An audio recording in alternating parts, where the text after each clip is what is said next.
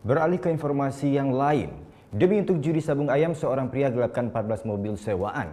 Dari hasil penggelapan mobil tersebut, dia mendapatkan uang mencapai 350 juta rupiah. Wayan Eka Antara, pria asal desa Antosari, Selemadeg Barat, Tabanan, terpaksa ditangkap petugas kepolisian Polsek Denpasar Selatan. Pelaku ditangkap pada 9 Januari 2019 di seputaran Tabanan. Pasalnya, pria yang berprofesi sebagai supir pariwisata ini telah menggelapkan sebanyak 14 mobil sewaan milik Rizky Sanusi sejak November 2018. Modusnya adalah dengan menyewa mobil 1 hingga 3 bulan. Untuk meyakinkan korbannya, pelaku berdalih mobil yang disewa secara bertahap akan digunakan oleh travel.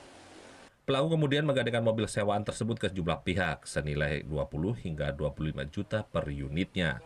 Total dia berhasil mendapatkan uang sekitar 350 juta rupiah dan uang hasil gade dia gunakan untuk memenuhi kebutuhan hidup sehari-hari dan dia gunakan untuk judi sabung ayam. Di mana tersangka ini meminjam,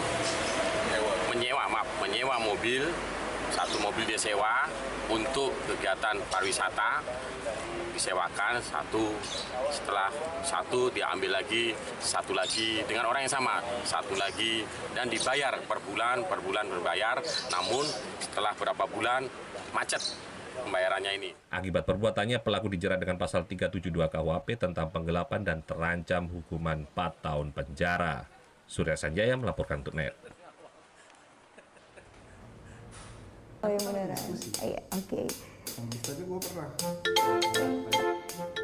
Nah, udah kan nonton beritanya? Jangan lupa di-subscribe, di-like, dan juga di-komen ya akun YouTube dari Net Bali. Terima kasih udah subscribe. Yang belum, jangan sampai lupa. Di sebelah sini nih.